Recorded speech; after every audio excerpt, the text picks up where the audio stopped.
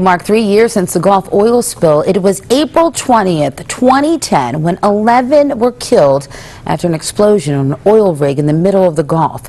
It would take months to cap the oil lines that eventually leaked nearly 5 million barrels of oil into the Gulf. The event devastated local environmental habitats, Gulf Coast communities, and economies. And back here at home, Oystermen in Wakulla County are still struggling. They say hundreds do not have jobs and are unable to access oysters to make money.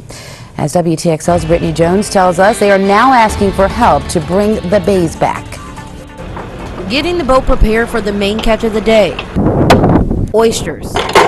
But with boat troubles, Oystermen Matt Hodges and Clark Nichols say it can be tough just getting out in the water. It's all in a day's work. And what's in it? Finding oysters in these troubled waters, still recovering from the Gulf oil spill 3 years ago, even more difficult. We had a great supply.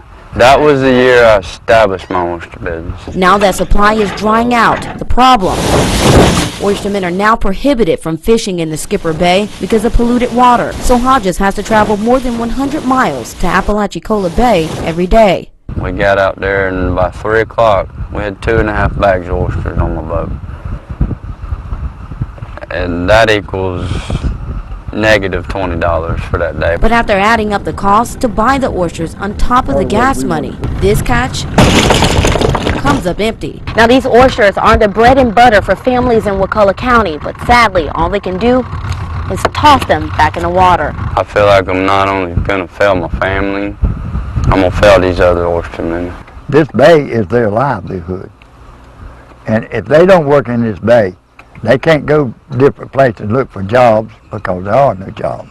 Nichols and Hodges say the solution? What we ask them now is to get help where we can move these oysters out of closed waters and put them where they can be harvested within 30 days at the most. Wakulla County commissioners say they're behind these oystermen 100% and are hoping BP funding will be released soon to help the hundreds of families.